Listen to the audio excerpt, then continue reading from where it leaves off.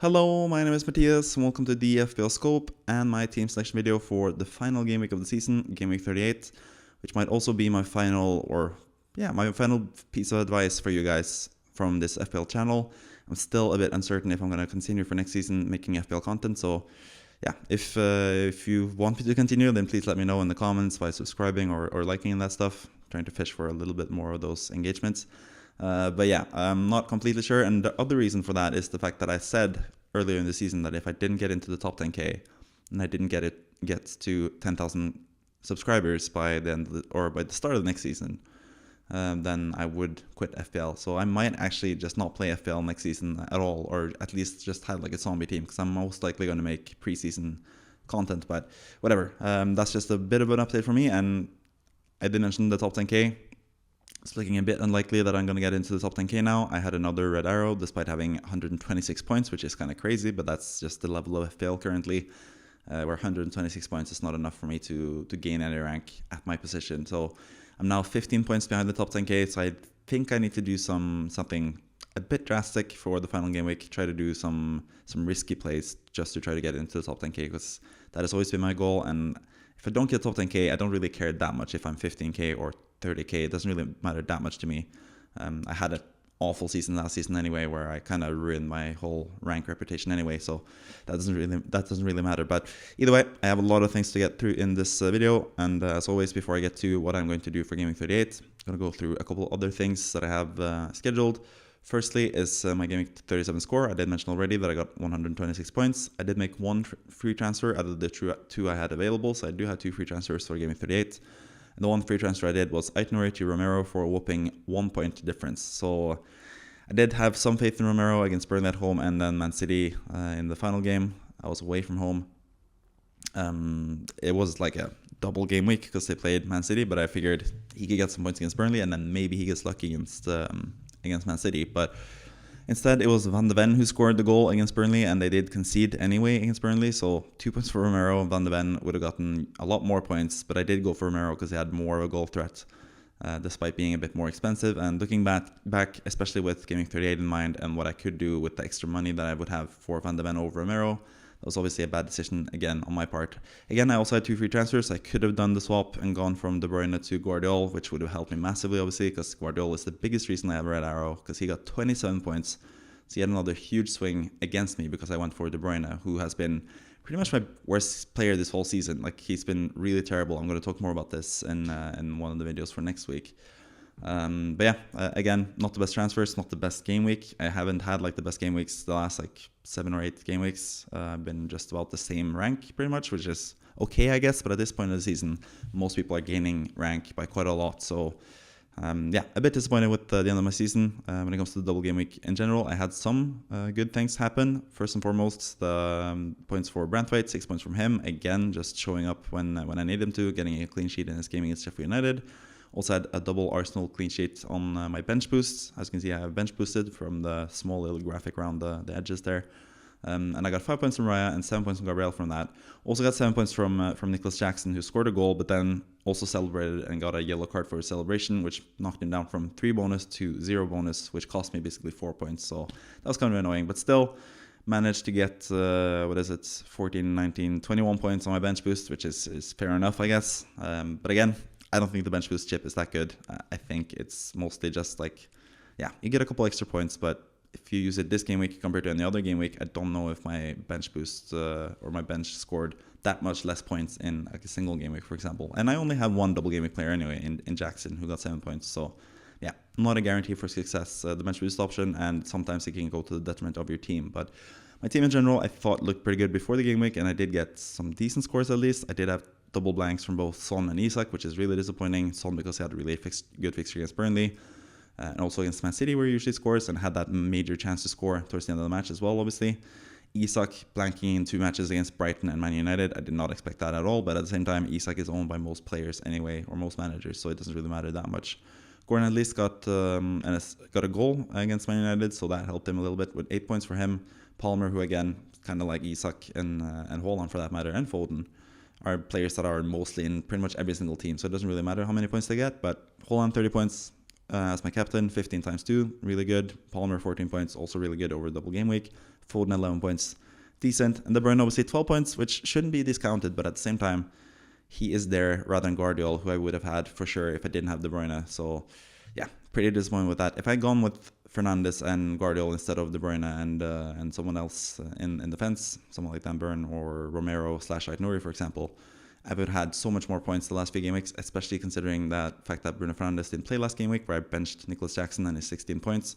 So I would have had that 16-pointer as well, on top of everything else from Guardiola versus De Bruyne. So I would be easily inside the top 10k if that happened, but instead I want a little bit of a differential with De Bruyne, and that has cost me quite dearly. But yeah, either way, that's what happens, I guess. Pedro Porro with 10 points as well. Really nice. He got a goal against Burnley, so at least he provided some goods as well. But he is also, again, someone who's more highly owned than the likes of Romero, for example, or Van de Ven, who I could have had in defense. So 126 points, good score, but not the best game week. Again, kind of like a middling game week. I haven't had like any disaster game weeks mostly for this season. I've been pretty consistently decent, but I still haven't had any like major fantastic game weeks either. So I don't know, my passion for the game has sort of died down a bit, because yeah, it's just really boring, like middle of the road type of scores all the time. So yeah, total 2,490 points. Like I said, 15 points behind the top 10k. I need to do something interesting for GW38 to get into the top 10k, most likely. We'll get to that at the end of the video. But before we go to that, let's take a look at what I did for my free hit selection for GW37, because I did have a free hit suggestion as well for 37 if you still had your free hit and you wanted to use it in Game Week 37. And obviously the one drawback to this compared to my team is the fact that I couldn't bench boost on a free hit. So yeah, you'll see how my score was for the free hit team. And that's right here, 121 points. So again, 5 points less than my actual team, but at the same time, that's considering I didn't have a bench boost. If I had the bench boost on this team as well, that would have been 15 more points. So I would have scored 10 more points than my actual team if I had bench boosted with this team. But yeah, the major difference obviously is the fact that I had Guardiola in this free draft. I did say last week that if you could choose between Guardiola or De Bruyne just straight up, you probably should go for Guardiola. But at the same time, I just invested in De Bruyne, and I didn't want to use 2 free transfers to do that swap from Guardiola to De Bruyne, because I didn't really expect Guardiola to get 27 points in a double game week. So again, a massive double game week score that I didn't really earn in my own team. Didn't have Ben White, didn't have Mateta for Game Week 34 either. So yeah, double game weeks haven't really been kind to me this season at all. But for this free draft, at least, it helped me get 121 points, which is a game week rank of inside the top million, just about. So yeah, decent game week, I guess, for that reason. My favorite differential midfield, Richarlison, didn't play at all, so that was a bit of a downside. But at the same time, he was also on the bench, because I did like Son, Foden, Gordon, and Palmer better for that reason. The fact that they were kind of template picks for a good reason, and they all did pretty well, apart from Son, obviously, who blanked in 2 games.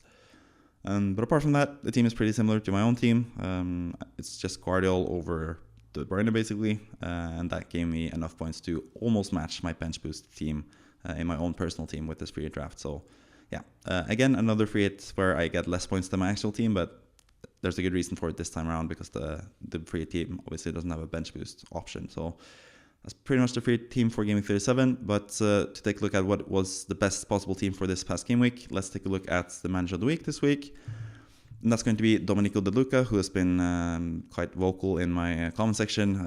I do have to admit I have a slight bit of a grudge towards you, because you were a bit impatient and angry at me a month and a half ago, just about, because I didn't put out the video in time for you. I did in the end though, but yeah, you're a bit too impatient with that. So I had a little bit of grudge towards you, but at the same time, also happy to see that you've been engaged with my content for the last 10 game weeks anyway, and you've had a meteoric rise from 970k in Game Week 29 all the way to 128k now, and you're about 15 points behind the top 100k as well. So you're in a similar position to me as well in terms of what you can do for next week. But in terms of your transfers made this past game week, 2 transfers made, Aït-Nouri to Van de Ven. So obviously you gained there. You didn't have enough money for Romero, I assume, but maybe you went for Van de Ven. Maybe you liked him better than Romero anyway. So that gained you 11 points from that. And then Udogi, who was injured, to Guardiola, which gained you 27 points as well, which is absolutely amazing, obviously. Hopefully that was due to some of my advice that I said that Guardiola was more important to get than someone like De Bruyne, who you actually have in your team. You have De Bruyne over Foden, so that's been interesting to me. But you still went for Guardiola, so hats off to you for that move. Obviously gained you a lot of rank, 147 points in total. Other than that, your team is pretty similar to mine, actually. It's pretty much the same players, except you have Guardiola with his 27 points. You also have Van de Ven with his 12 points on the bench. But yeah, great score all around. 5 points from Onana on the bench as well. Saka 2 points. He didn't really provide, so that's a bit of a downer, I guess. But at the same time, he had a single game week. And Saka has been pretty decent the last few game weeks anyway, so he's probably been pretty good for you in general in FPL. So really good score, 147 points. You've obviously used all your chips now, and you've used your 2 free transfers, so you only have 1 free transfer for game 38, but I still think you can potentially get into the top 100k, which is your goal, your stated goal. Something that I said back in game 29 when I gave you advice for the next upcoming game weeks. I said that you could, with some luck, get into the top 100k, and you are in a position to do that now. So really happy to see that, all in all, at least. But speaking of the next game week, game 38, and what you can do, let's take a look at what happens for game 38 and a couple of suggestions for me for your team. But I have to admit, these suggestions are more sort of like template, easy, safe options. This is just basically like the best way to play FPL, like if you want the best possible rank, in terms of like the most guaranteed good rank, you would do more like template, easy moves, which potentially has you get less of an upside. You probably won't get into the top 100k if you do these moves. Maybe apart from one of the moves, but yeah, let me just talk a little bit more in general about your team. It looks pretty good in general, has a lot of good home games. You have a couple of doubts there with De Bruyne, who had to be subbed off injured. That's the main guy that I would probably potentially look to sell, but at the same time, also save your transfers until the very end, right before the deadline this time around, because we are going to get a lot of information leading into the deadline. For pretty much every team, because all the teams play at the same time, and especially City, we know we're going to get early team leaks. So we're going to know if De Bruyne is going to play or not. If De Bruyne plays, if he's confirmed to start, I think he's a really good option to just keep. Personally, I'm really upset with him, so I just want to sell him for that reason. But I know playing against West Ham at home, he could easily have a massive score. So yeah. But if he's out injured, he's a pretty easy player to sell, and I think Foden is just like the standard, like most likely to get more points type of player. City still need to win that match, because if they draw, Arsenal most likely win the league if they beat Everton, or they do win the league if they beat Everton, which is pretty likely. So De Bruyne out or Saka out, if he's confirmed to be out as well. You could also just do Saka to, obviously not Foden, but then you would move to someone like Havertz, for example, from Arsenal. You have that final Arsenal spot open as well, even if you don't sell Saka. Or you could go with someone like Olise or Eze from Crystal Palace. I think those guys are really good as well. So there are a couple of decent options there if you can't go for a Man City player on top of that in Foden. But De Bruyne to Foden, if De Bruyne is out, I think it's the most natural move. If everyone's confirmed fit, if De Bruyne starts, if Saka starts for Arsenal, I think Nicholas Jackson to Mateta is potentially a nice way to get some rank. Mateta is pretty lowly owned. Nicholas Jackson is pretty popular. I think Nicholas Jackson is a decent player for this game week, for what it's worth. It's either between him or Isak as well. Isak been kind of disappointing these past 2 game weeks, and if he's confirmed to start on the wing or something, or if Wilson is starting up front, you could sell Isak for Mateta as well instead. But I really like Mateta this game week. Aston Villa at home. Aston Villa have conceded a lot of goals lately. They played so many matches. They are super tired. They have nothing to play for because they have secured that 4th spot now. So I think Crystal Palace at home, trying to end the season on a really good high now after being really good for the last few game weeks. And Mateta being absolutely totally in form as well now. I think this seems like a pretty good fixture for him. He showed in game week 34 in the double game week there in matches at home to 2 pretty good teams, but 2 pretty weak defensive teams in Newcastle and West Ham, that he could score massive points. He got 16 points against West Ham and 13 points against Newcastle. And Aston Villa is sort of the same type of team where they are really good, but they are also pretty weak defensively, and they've also played a lot of matches. So I think Mateta and any of the Crystal Palace attacking trio, basically with Olise and Eze, I think all those guys are really good options for this game week. So Jackson to Mateta is probably what I would do if everyone is fit to play. But at the same time, like I said, if you really like Nicholas Jackson, if you think he is going to have a decent chance against Bournemouth, which I think he will, because Chelsea do have something to play for, they could still climb up the table, and Bournemouth don't really have anything to play for and are pretty much on the beach at this moment in time. Nicholas Jackson is still a good option. So if you still want to keep Jackson and you really like your starting 11 for this upcoming game week, I think the one easy transfer you could make is Onana to Raya. You have enough money for that. You also have that 3rd Arsenal spot, and you get a better chance of a clean sheet from a goalkeeper, because even though Chelsea are favourites against Bournemouth, I still think they can concede, because Petrovic and Chelsea haven't been the best defensively this season. So I think getting Raya as your starting goalkeeper and doubling up on that Arsenal defence against Everton, where Arsenal need to win and Everton aren't really the best at scoring goals either, I think that's probably a pretty safe move you could do as well. But again, doesn't have that much of an upside, I guess. Could also do a couple of moves. You're going to see with my team what I'm going to do with my 2 free transfers. I'm going to do a bit more risky routes. You could also play around a bit with captaincy, depending on what you want to do here. If you want to take a risk, maybe you want to captain Palmer, who's not going to be that highly captained. I think Haaland is still going to be the super favorite to be captain this game week. So if you want to go differential with your captain and still have a pretty straight and narrow team with pretty template players, you could do that as well and potentially get those 15 points you need to get into the top 100k. So you could do that as well, but yeah, I think there are some options you can do here to get inside the top 100k. At the same time, it's easier for you to gain those 15 points compared to the top 100k people, compared to me, who's trying to catch up with the top 10k people, because I think the top 100k, there's less ownership of these players that are pretty template and good for a reason type of players. So I think I have an easier route to top 100k than I have to the top 10k, even though it's 15 points for both of us to get into that position, because yeah, you're playing against weaker opposition, I guess. So yeah, you have a couple options there. You could also do something more drastic, which I'll get to with my own team. But before I get to my own team for Gaming 38, let's take a look at my ideal team for Gaming 38 and see the players that I think are going to be the best this game week. And there's a pretty interesting player who's missing here, and that is Heung-min Son. And I just lost all faith in Spurs in general, who are nothing to play for now, basically. They could still drop down in the table, I guess. And they do have Sheffield United. Those are the biggest reasons to back Spurs, but I just don't think Son has been that good at all lately. He had a major chance against City, so maybe he scores this time around. But I think there's just so many good midfield options that I wouldn't really go with Son if I was on a free hit this game week. So let's go with the team from top to bottom, meaning the goalkeeper through the whole team. In goal, David Raya. I think Arsenal still have the best chance of a clean sheet. They are the best defense in the league. They're playing against a pretty weak offensive team in Everton. So I think Raya and doubling up with Ben White, who I think is the best defender from Arsenal, is the best idea here.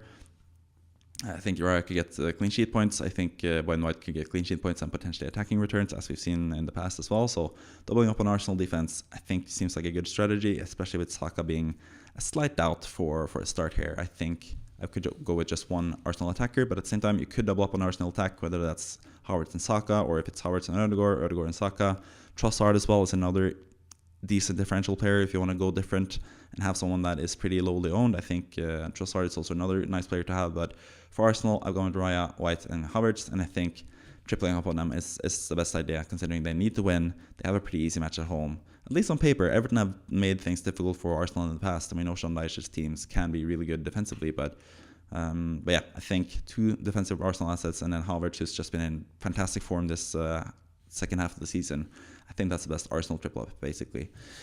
Then in defense, we also have Trent Alexander-Arnold playing against Wolverhampton at home in the final home game the final game in general for Jurgen Klopp's Liverpool. And I think Liverpool want to go out with a bang and have a really nice match there against Wolves, who have been pretty done with the season lately. They've lost massively in a couple games lately.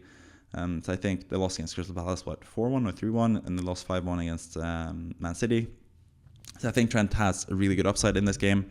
Could potentially concede, because Liverpool tend to concede, but Trent also has that massive upside offensively. So on a free hit, if you can afford him, or it's differential in defense, if you're looking for a differential in defense and you have the money to get him, I think is a pretty good option. But obviously, the best option in defense, I still think, is Guardiola, who's just been absolutely fantastic. It's no fluke that he's gotten goals. Getting 5 goals in 7 games is a bit of a stretch, but he is super attacking, and he was someone that I did look for especially next season, but I also had him in my zombie team at the start of this season, so I did have faith in Guardiola being a good pick this season, but I just got lured into the De Bruyne thing myself. But I still think Guardiola is absolutely fantastic and my favorite differential in defense still. This game week, for Game Week 38 against West Ham at home, could easily get a clean sheet there, and can also obviously get attacking returns, as he's shown the past few game weeks. So I think Trent, White, and Guardiola are the 3 best defenders currently to have. They have really good fixtures, they have play for really good teams, and they have something to play for all of them as well. City and Arsenal for the title, and Liverpool playing for Klopp in his final game to give him a proper send-off at Anfield after a pretty lackluster end to the season. They want to finish on a high now against Wolverhampton. And with that in mind, I also think Salah is going to be a really nice option. This could also potentially be Salah's final game for Liverpool. I think there are rumors now that he's going to stay for next season, but still, he wants to finish the season on a high. He's been pretty bad in general this season. not this season, but the end of the season, I should say, because at the start of the season he was amazing, and he's one of the reasons that I have the rank that I do have, because I did start the season with Salah, and he's been fantastic for me in FPL in general. So I just want to give him a final chance as well this game week. I have him as vice captain because I think he is a pretty good captaincy option. I think Haaland is still the best captaincy option if you're looking to play it safe, obviously. But Salah is a really nice differential. He's on penalties for Liverpool, who are going to be a free scoring team against Wolverhampton in the final game for Jurgen Klopp. So I really like Salah's chances this game week, so he's in the squad as well. Foden, again, he's just a natural City player to have because he's super attacking, super good, plays every game almost for City. And City have a lot to play for in terms of beating West Ham and just winning the league. So I really like him. Havertz I already mentioned, don't really have to talk more about him, but he's just been fantastic, like I said. And then we have Olise. You could also go with Eze rather than Olise. Depends on who you prefer. But Olise has been pretty much the best player in terms of points per match this season in general. And with the form of Crystal Palace now, I just feel like going for Crystal Palace attackers in a team in a match against a team that don't really have much to play for in Aston Villa. I have conceded a lot lately. Conceded 6 goals against Olympiacos in the Conference League in the semi-finals there.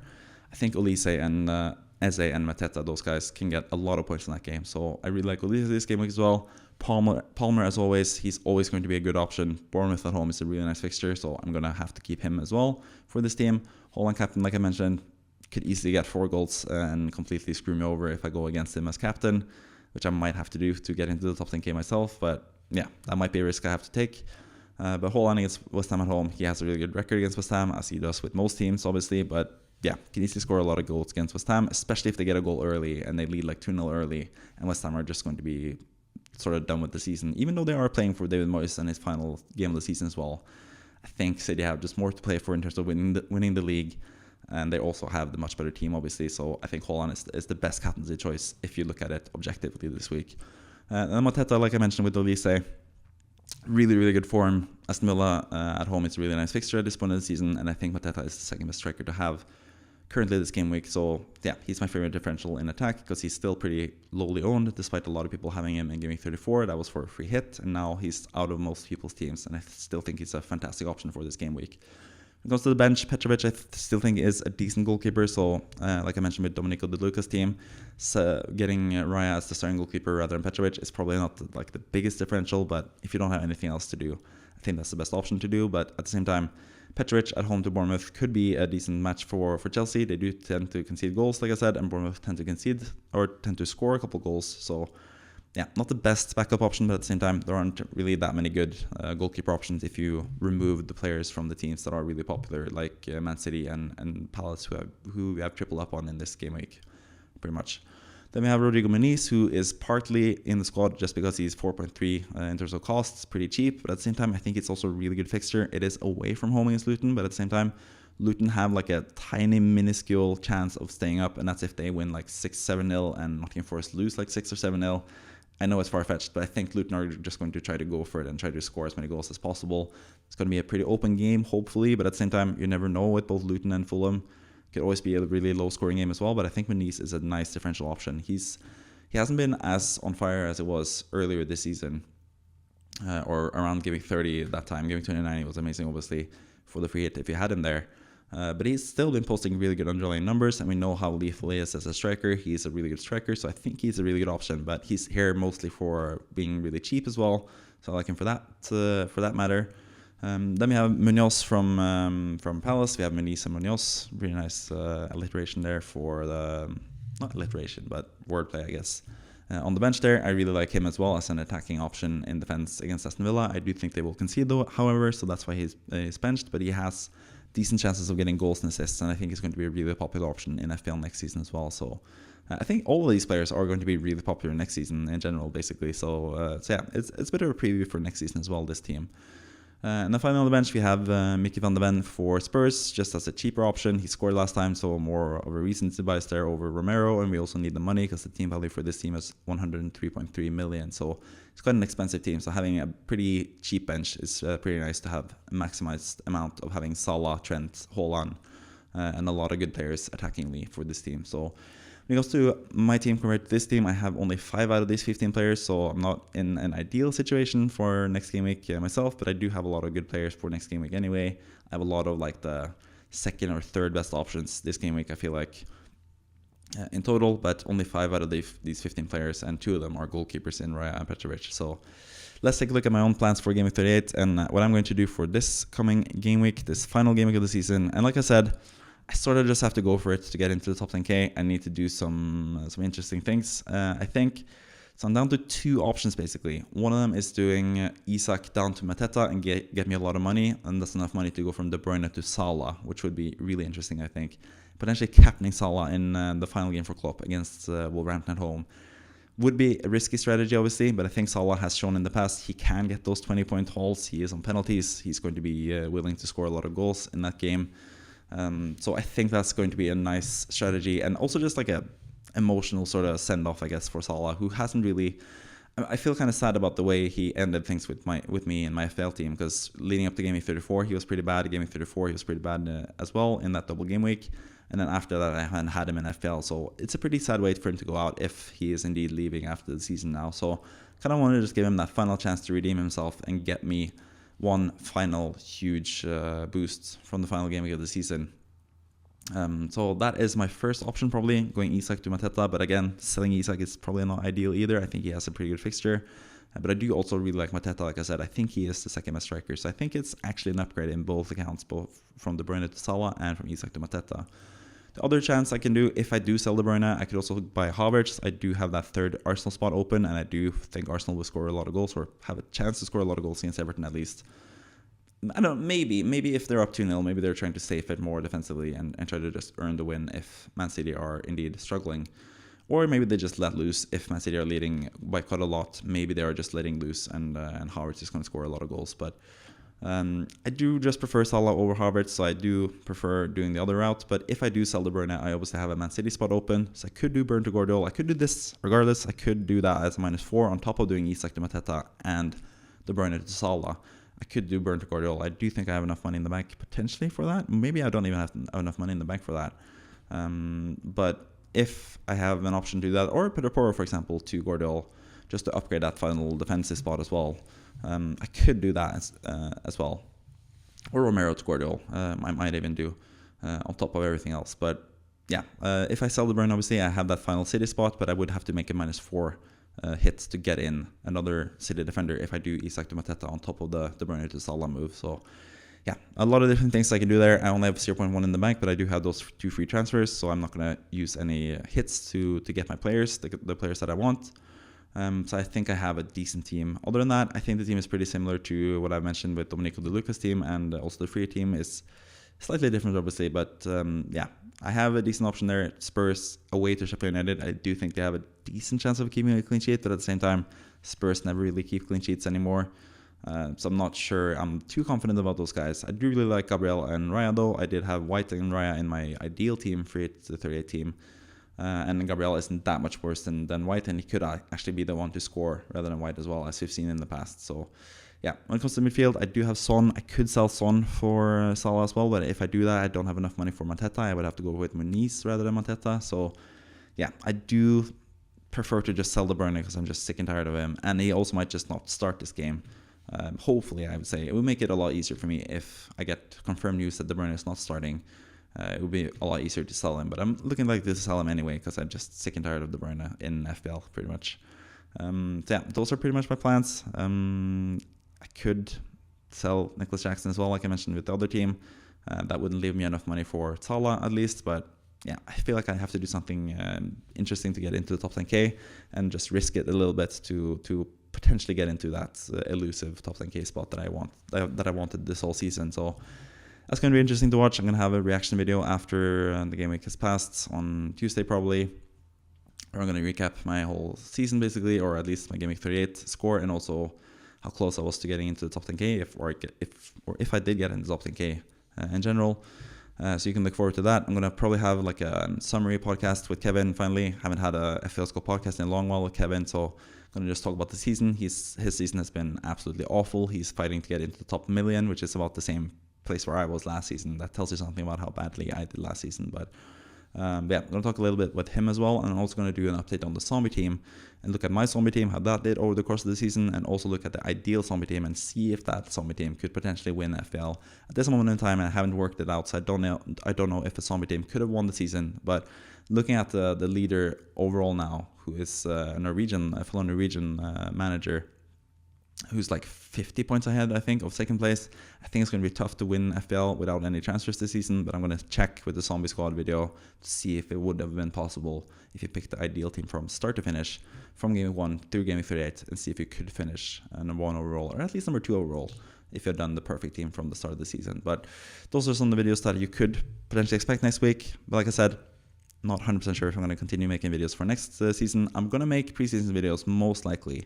But leading into the season, it depends how I'm feeling about the season. If I get into the top 10k, obviously, or if I get 10k subscribers, that will change stuff again. Then I probably would have to continue, I guess. So hopefully I get into the top 10k. Hopefully you guys reach your rank goals. You get top of your mini leagues. At least for my part, I'm pretty happy with my mini league rankings overall. I'm winning most of my leagues, and especially the one money league as well, where I'm going to get some money from that potentially.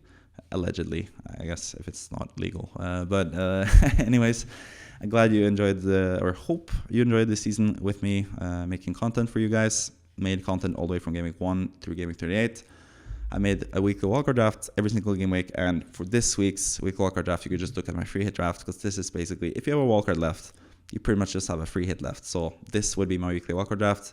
As you can see, the 11 players that I have starting are the 11 players that I deem the most important players to have this game week. And then the players on the bench are like nice extra options to have, I guess, for a pretty cheap price. So yeah, done 38 game weeks of wildcard drafts for you guys as well.